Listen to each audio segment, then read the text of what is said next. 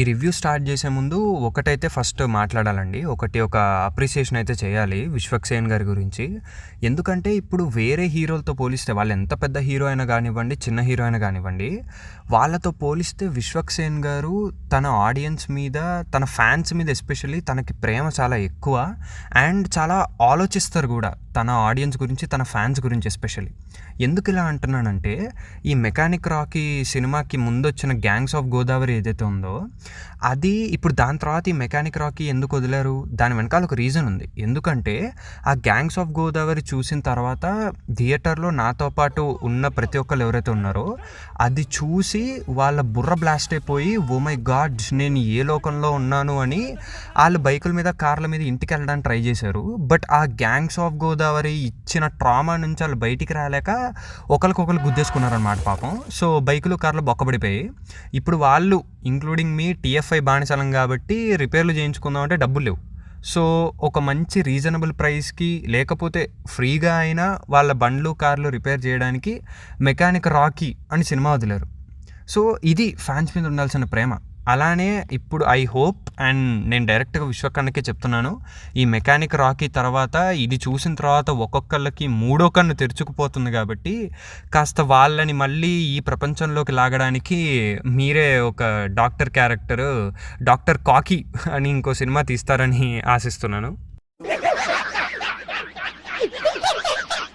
ఇప్పుడు ఈ mechanic Rocky movie review చెప్పాలంటే అసలు సేమ్ తమ్నైల్లో చెప్పిందే అండి. అసలు ట్విస్ట్లు ఈ సినిమాలో ఎలా ఉంటాయంటే, ఎవడరా కిలాడి, ఎవడు దాస్కా దమ్కి, ఇది ట్విస్ట్లు అంటే అసలు ఎట్లా అంటే, ఇక హీరో పెద్ద మాస్టర్ మైండ్తో మాస్టర్ ప్లాన్లు వేసే పెద్ద మాస్టర్ బైటరు, పక్కన ఉన్న వాళ్ళందరూ కాన్ఫ్లెక్స్ కాదు. ఇక వాళ్ళు దేనికున్నారో పనికిరాదు. ఇక అసలు ఇక వాళ్ళు ఏంది మొత్తం, ఇక హీరో స్టార్టింగ్ నుంచి ఎండింగ్ దాకా మొత్తం తనే గేమ్ నడిపిస్తూ ఉంటాడు. కురుక్షేత్రంలో కృష్ణుడిలాగా మొత్తం స్టార్టింగ్ నుంచి ఎండింగ్ దాకా మొత్తం మనోడి గ్రిప్లోనే ఉంటుంది, మొత్తం మనోడే నడిపిస్తూ ఉంటాడు. ఇక అసలు టెస్టికల్స్ ట్విస్టింగే ఇది మామూలు ట్విస్ట్ కూడా కాదు. ఒక్కొక్క ట్విస్ట్కి అయిపోతూ ఉంటారు. అది అసలైనా ఈ సినిమా ఇంత స్టోరీలు, ఇంత ట్విస్ట్లు మాట్లాడుకునే ముందు అసలు స్టార్టింగ్ నుంచే దెబ్బ కొట్టేస్తుందండి. ఎలా అంటే, ఇప్పుడు స్టార్టింగ్ ఏదో ఇంట్రెస్టింగ్గానే స్టార్ట్ అవుద్ది, ఏదో చాలా ఒక పెద్ద ఇన్సిడెంట్ జరుగుతుంది, ఒడి అమ్మ ఇంట్రా ఇది, ఓకే ఇంట్రెస్ట్ ఉంది అనుకుంటారు. ఇంకా స్టార్ట్ అవుతుంది హీరో ఇంట్రోకో సాంగు, హీరో లవ్లో పడినప్పుడు ఒక సాంగు, హీరో లవ్లో పడిన తర్వాత అమ్మాయికి ఫీలింగ్స్ వచ్చాయని ఒక సాంగు, హీరోకి పొద్దున్న న్యూస్ పేపర్ చదివితే ఒక సాంగు, హీరోకి యూపీఎస్సీలో ఎంట్రన్స్ టెస్ట్ క్లియర్ అయితే ఒక సాంగు, హీరోకి దురదొస్తే ఒక సాంగు, హీరో స్నానం చేస్తే ఒక సాంగు. పుష్పాల కూడా ఇన్ని పాటలు లేవు కదరా. ఇది నాకు నాటకం చూస్తున్నట్టు అనిపించిందండి. ఎట్లయితే వాళ్ళు స్టేజ్ మీద ఇట్లా పాటలు పాడుతూ నాటకం పర్ఫామ్ చేస్తారు అట్లనే అనిపించింది. ఊరిని అమ్మ ఇన్ని పాటలు ఏంట్రా బాబు అని. మీరు నమ్మరండి, నిజం. అసలు సెకండ్ హాఫ్ స్టార్ట్ అవుతుందో లేదో, స్టార్ట్ అయిన 10 నిమిషాలకి ర్యాండమ్గా పాట గుసాయిస్తారు. అసలు ఆ పాట పెట్టాల్సిన అవసరమే లేకపోయినా గుసాయిస్తారు. ఎంత ఆర్టిఫిషియల్గా గుసాయిస్తారు అంటే, పుష్ప సెకండ్ హాఫ్లో సామి పాటను కూడా అంత ఆర్టిఫిషియల్ గుసాయించలేదు. అసలు అంత ర్యాండమ్గా అస్సలు అవసరం లేదు. ఏదో ఆ మూమెంట్లో పాట పెట్టాలి, ఇప్పుడే ఆడియన్స్ వచ్చి కూర్చుంటారు కదా, పాట పెట్టాలన్నట్టే పెట్టినట్టు ఉంటుంది, అది అంతే. ఇంకా దాని తర్వాత యాక్టర్లు అంటారా, ఇప్పుడు మన మెయిన్ యాక్టర్ విశ్వకన్నన్ పక్కన పెడితే వైవా హర్ష గారు కంప్లీట్లీ వేస్టెడ్ అండి. ఆయనని ఏదో ఒక 2-3 జోకులు వేయడానికి అన్నట్టు పెట్టుకున్నారు, కంప్లీట్లీ వేస్టెడ్ ఆయన. ఇంకా ఇద్దరు ఫీమేల్ లీడ్స్, అదేంటి లైక్ శ్రద్ధా ఆనంద్ పేరు మర్చిపోయాను,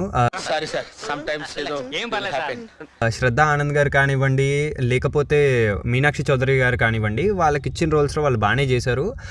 బట్ అగైన్ మనకి కొంచెం మీనాక్షి చౌదరి గారు అంటే ఇష్టం కాబట్టి తను అక్కడక్కడ యాక్టింగ్ చేయడానికి ట్రై చేస్తారనమాట. అది వదిలేండి, దాని గురించి అంత తక్కువ మాట్లాడుకుంటే అది మంచిది. ఇంకా మన విశ్వకన్న యాక్టింగ్ గురించి వస్తే, నాకు పర్సనలీ చాలా ఇష్టం అండి విశ్వక్ సేన్ గారు యాక్టింగ్. లైక్ చాలా న్యాచురల్గా ఉంటుంది. ఆ రోల్లో కరెక్ట్ కంటెంట్ ఉంటే ఇచ్చి పడేస్తాడు అన్న. ఎగ్జాంపుల్కి అసలు ఫలక్నామా దాస్ తీసుకోండి, లేకపోతే ఈవెన్ గామీలో కూడా ఆ ఇచ్చిన కొద్దిగా రోల్లో అయినా కొంచెం అయినా కంటెంట్ ఉంటే ఇచ్చి పడేస్తాడు అన్న.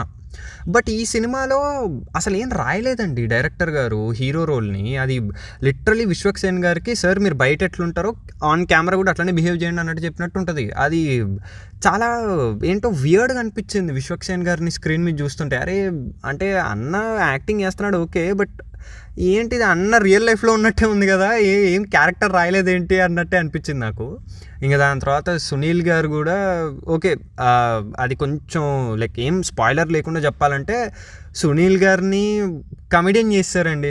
అంటే ఆయనని విలన్గా చేయడానికి ట్రై చేశారు కానీ కమెడియన్ అయిపోతాడు. ఆయన ఎందుకున్నాడో ఏం చేస్తున్నాడో అసలు ఆయనకి తెలుసో లేదో కూడా తెలియదు. ఇంకా దాని తర్వాత ఏదో హైపరాది గారి నుంచి ఏదో కామెడీ లాగడానికి ట్రై చేశారు కానీ అదేం నాకైతే పనిలేదు పర్సనలీ. అండ్ నేను వెళ్ళిన థియేటర్లో కూడా ఎవరు ఏం పెద్ద నవ్వలేదు హైపరాది గారి జోక్స్కి. సో ఇప్పుడు ఇదే మెయిన్, అసలు ఎందుకురా నీకు ఈ సినిమా అంటే అసలు నచ్చలేదు, ఎందుకు ఇంత కాలుతుంది ఈ సినిమా చూసి వచ్చిన తర్వాత అంటే అదే అండి ప్రాబ్లము. హీరో ఇప్పుడు వాడెంత షెర్లాక్ హోమ్స్ అయినా కానివ్వండి, లేకపోతే వీధి అవతలున్న పకోడీ అమ్ముకునేటోడైనా కానివ్వండి, వాడికి ఒక ఛాలెంజ్ లాంటిది ఉండాలి. అంటే ఆ హీరో కూడా కష్టపడే ఆ ప్రాబ్లమ్ని సాల్వ్ చేసి ఓడిని అమ్మ ఓకే ఇట్లా సాల్వ్ చేశాడా, ఓహో అట్లనా అన్నట్టు ఒక ఛాలెంజ్ లాగా చూపించాలి. ఇట్లా చిటికేసినంత ఈజీగా హీరోకి ప్రాబ్లమ్ సాల్వ్ అయిపోతుంటే, హీరోకి సడన్గా సూపర్ పవర్లు వచ్చేస్తుంటే ఇంకా దాంట్లో ఛాలెంజింగ్ ఏముంటుందండి, అరే నెక్స్ట్ ఏమవుతుందిరా అన్నట్టు ఒక టెన్షన్ ఏముంటుందండి. ఇప్పుడు లైక్ బెస్ట్ ఎగ్జాంపుల్ ఈ సినిమాలో ఏం స్పాయిలర్ లేకుండా చెప్పాలంటే, ఒక సీన్లో ఒక ఆఫీస్కి వెళ్తారు మన మాస్కా దాస్ గారు, వెళ్ళి అక్కడ ఒక కీ ఎవిడెన్స్ని కలెక్ట్ చేయాలి. అంటే ఇలా ఎలా అవుతుంది, విలన్లకి ఎలా ఈ విషయాలన్నీ తెలుస్తున్నాయి అన్నట్టు ఒక సీన్ ఉంటుంది. అది చాలా ఇంపార్టెంట్ సీన్. అది ఎలా వెతుకుతాడబ్బా అనుకుంటే సడన్గా అసాసిన్స్ క్రీడ్ గేమ్లో హీరోలాగా సడన్గా అట్లా కళ్ళు మూసుకుంటారు మన మాస్కా దాస్ అన్న. అట్లా అన్ని సౌండ్లు సైలెంట్ అయిపోతూ ఉంటే ఏదో పేపర్ ఎగురుతూ ఉంటుంది, అట్లా పోతుంది, దొరికేస్తుంది ఇక లీడ్ మన అన్నకి. ఓకే ఎస్ ఇక్కడ నుంచో పోతుంది విలన్లకి ఇన్ఫర్మేషన్ అని. నాకు పిచ్చోండి అయిపోయినా నేను ఊరే ఇదేంది అసాసిన్స్ క్రీడ్ గేమ్ ఆడుతున్నాడు అన్న, ఇట్లా సడన్గా సూపర్ పవర్ వచ్చేసింది ఏంది అని. ఇంకా దాని తర్వాత మెయిన్ ఇలాంటి ట్విస్ట్ ఉన్న సినిమాలకి మెయిన్ మ్యాటర్ ఆ ట్విస్ట్ వాల్యూ అండి. ఇప్పుడు ఏదన్నా సినిమాలు నువ్వు ట్విస్ట్ పెడుతున్నావు అంటే ఆ షాక్ వాల్యూ ఉండాలి ఆడియన్స్కి. ఓరి అమ్మ ఇట్లెట్లయిందిరా అన్నట్టు. కానీ అది సన్ ఆఫ్ ఇండియాలో మోహన్ బాబు గారు ఆ డ్రైవర్ అన్నట్టు ట్విస్ట్ ఉందనుకోండి, ఆడ షాక్ వాల్యూ కాదు, కరెంట్ షాక్ కూడా చచ్చిపోయినట్టు ఉంటారు ఆడియన్స్. 1,80,00,000. అలానే ఈ సినిమాలో కూడా సెకండ్ హాఫ్లో ఏదో పెద్ద ట్విస్ట్ పెట్టాలి అన్నట్టు ఉంటుంది ఒకటి. ఆ ట్విస్ట్ ఎంత కామెడీగా ఉంటుందంటే, ఇప్పుడు మీకు అర్థం కాకుండానే అర్థమైనట్టు చెప్పాలంటే, ఇప్పుడు మీకు దురద వస్తుంది, చాలా దారుణంగా దురద వస్తుంది, కానీ మీకు అసలు మీరు అడగకుండానే ఎవడైనా వచ్చి గోకాడు అనుకోండి, ఓకే థ్యాంక్ యూ రా అన్నట్టు ఉంటారు. కానీ మీకు దురద లేకపోయినా ఒకడు వచ్చి మిమ్మల్ని గోకుతున్నాడు అనుకోండి, అది ఎలా ఉంటుంది? అప్పుడు మీకు డౌట్ కొట్టదా చెప్పండి, ఓరిని అమ్మ ఇదేంటి నాకు దురద లేకపోయినా ఈడొచ్చి గోకుతున్నాడు, మరీ ఇంత సంఘ సంస్కర్తలాగా ఇంత హెల్ప్ చేస్తున్నాడు, నాకు ఏదో తేడాగా ఉంది అనిపించదా మీకు? అదే అవుతుంది ఈ సినిమాలో కూడా. స్టార్టింగ్ నుంచి అలా దురద లేకపోయినా వచ్చే క్యారెక్టర్ హీరోని గోకేస్తూ ఉంటుంది, ఇంక అప్పుడే మనకి ఎండ్ కార్డు పడిపోద్ది అనమాట, ఓకే ఇదనమాట మ్యాటర్ అని. అదే జరుగుతుంది. ఇంక అప్పుడు కూడా సేమ్ ఇదే డైలాగ్ అనుకుంటూ అలా రెండు చేతుల్లో చేతులు పెట్టుకొని నడుచుకుంటూ వచ్చేసాను అనమాట. అయినా ఈ సినిమా అంతా చూశాక నాకు ఒకటే అనిపించిందండి, వీళ్ళు ప్రమోషన్లు కరెక్ట్గా చేయలేదు. ఈ సినిమాకి మెకానిక్ రాకీ అని పెట్టారు కాబట్టి నాకు నచ్చలేదు అండ్ పెద్ద ఎక్కలేదండి. ఒకవేళ ఇదే దాస్ కా దమ్కి సీక్వెల్ అని పెట్టుంటే కనుక 100 days నేనే చొక్కాలు చింపుకునేటోని.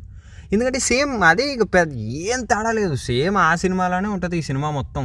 నాకైతే అసలు ఏం తేడా అనిపించలేదండి, ఓ నీ అమ్మ ఇదేంట్రా అసలు అన్నట్టు. అండ్ ఇంకా అదే అండి, మళ్ళీ విశ్వకన్న గురించే చెప్పాలంటే నాకు చాలా బాధేస్తూ ఉంటుందండి. విశ్వక్ సేన్ అన్నకి శర్వానంద్ అన్నకి ఫ్లాపులు పడుతుంటే కొంచెం బాధేస్తూ ఉంటుంది. ఎందుకంటే వీళ్ళు టాలెంటెడ్ ఆర్టిస్టులే, కానీ కొంచెం స్క్రిప్ట్ల సెలెక్షన్ వల్ల అండ్ మన మాస్కా దాస్ అన్న అయితే మరి ఆఫ్ స్క్రీన్ ప్రెజెన్స్ వల్ల కొంచెం అలా అవుతూ ఉంటారనమాట. చూద్దాం, let's hope that Vishwak Sen అన్న ఇంకా మంచి స్క్రిప్ట్లు, గామి లాంటి స్క్రిప్ట్లు ఇంకా సెలెక్ట్ చేసుకుంటారని ఆశిస్తూ ఇక సెలవు.